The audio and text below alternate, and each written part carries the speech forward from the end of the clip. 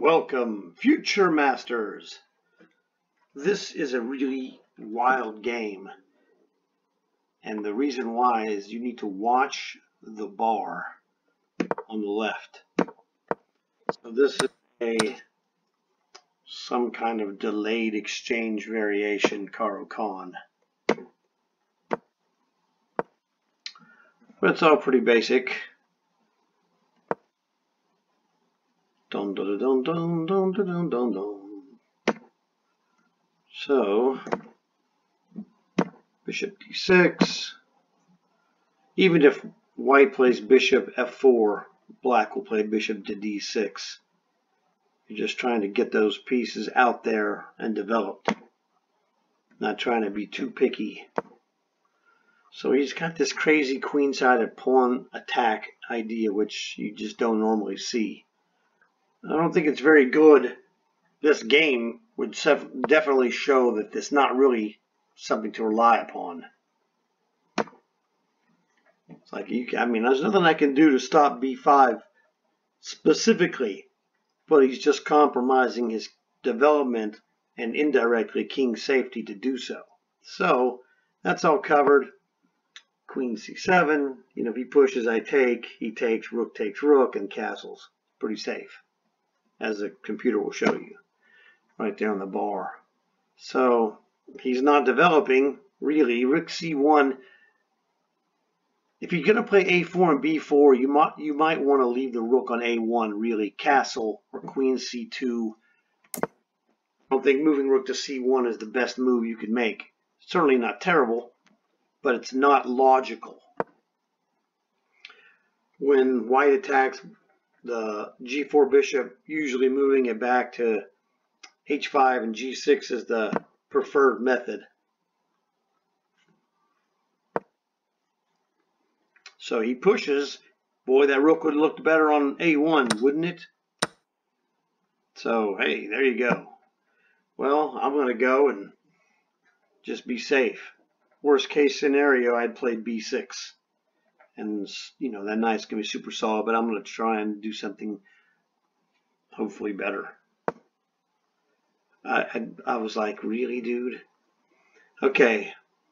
Now, yeah, the computer definitely sees this tactically, which the human master sees implicitly, that look at white's king.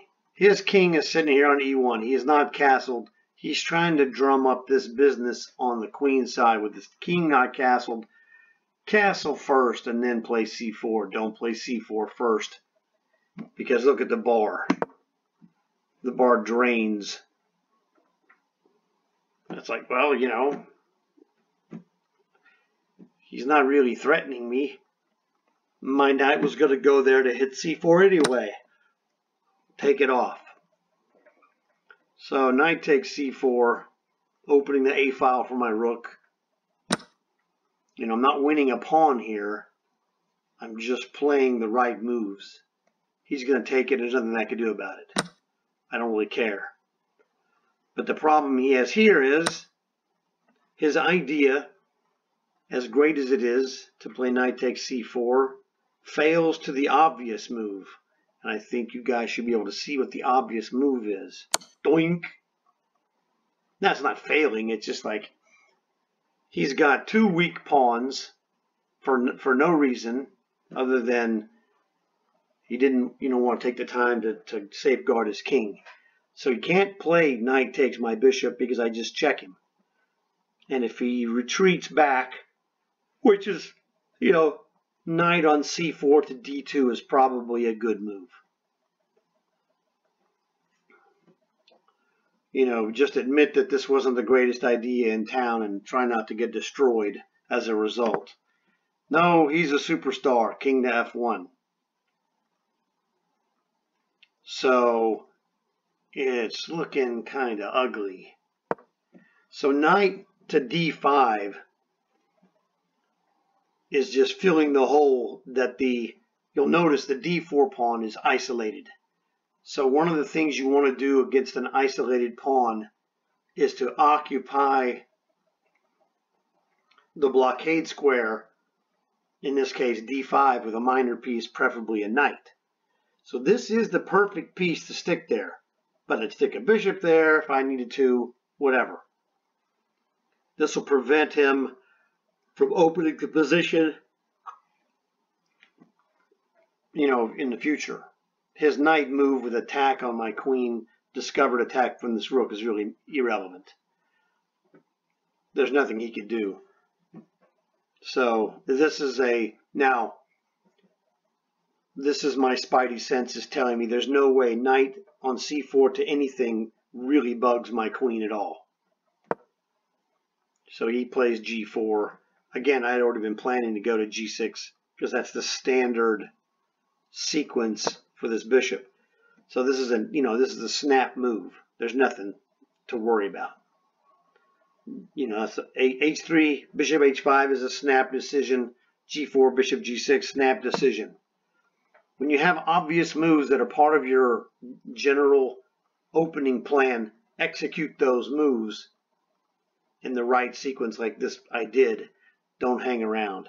So now he made his move, ooh, superstar, to discover attack from the rook against my queen. He doesn't really have anything here. Queen b6 is no good because he would knight d7 and fork me. Right, but queen a5 is fine. I'm now threatening to play queen takes pawn check. I guess technically queen b6 is good if you want to play cheap shot chess and hope he doesn't see that knight d7 loses to queen takes pawn and the queen takes knight. But he can play something else, and then now you have to worry about him playing a good move like king to g2, and then now your queen looks like an idiot on b6 because you played cheap shot chess.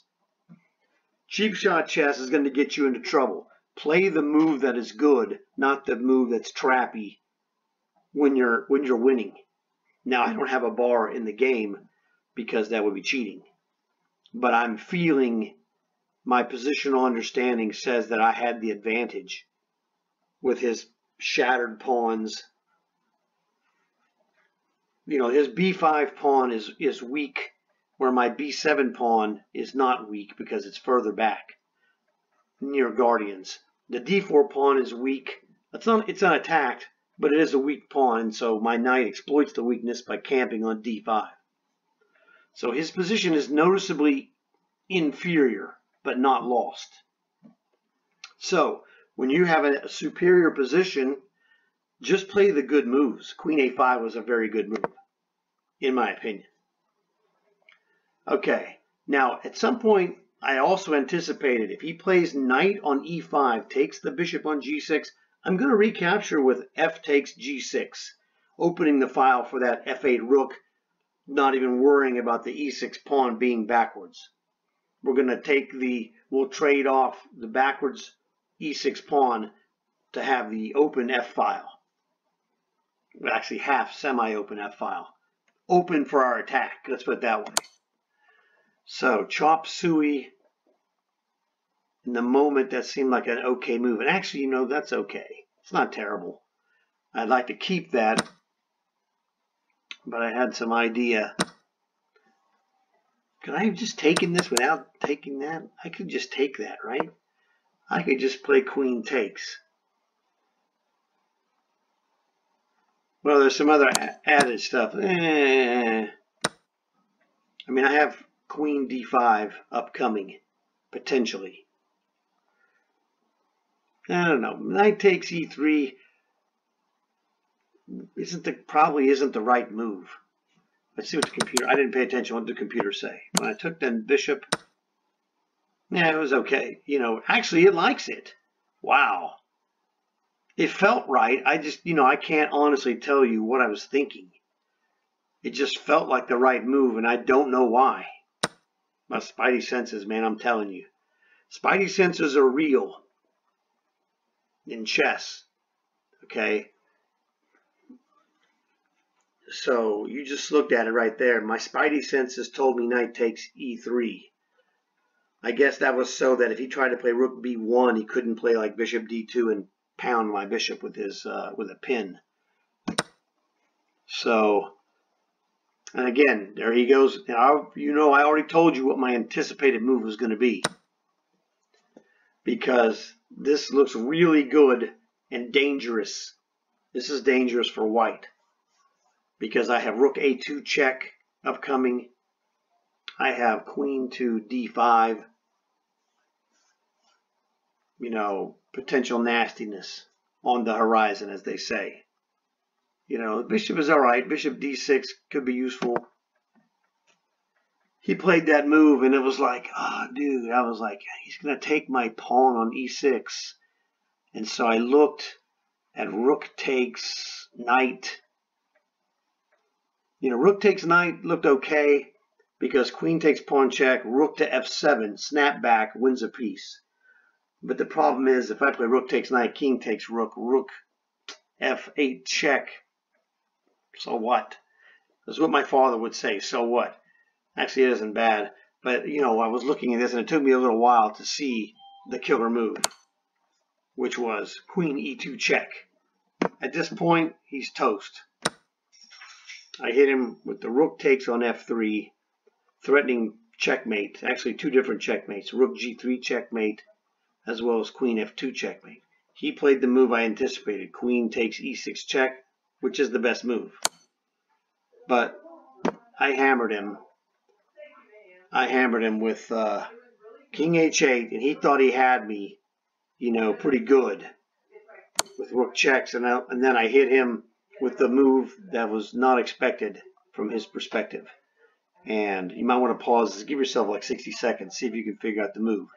And we'll be back in 3, 2, 1. Did you play this move? Bishop f8. He's now checkmated. This is what is known as unstoppable checkmate, which you've seen in some of the problems that I do. I've got him with two different queen f2, queen f1, and rook g3. 3 different checkmates, plus rook a1 is another checkmate. He can defend one of those 4 at any moment. He can technically play rook takes f8 check and forestall a checkmate for one more move, and then rook on a takes f8, and it's adios muchacho. So that was the, you know, he resigned at this point. But I thought this was a really instructive game to show you what not to do when you go back to this middle game, pushing this pawn. Now, pushing the pawn to c4 in my mind is very bad, because it just starts doing things that get him in trouble. They're inconvenient. Now, maybe if you have a full time, you could survive all this business, but you're just kind of asking for it, because look at black's position. Black has got every piece developed. Good postings for those pieces. c4 is too early, sonny. Castle your king. Let's see what happens when we castle this king. Castle king.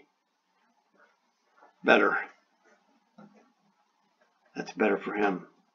Well, than what he had anyway. So anyway, that was pretty good. Hopefully you enjoyed this, and I'll see you guys later.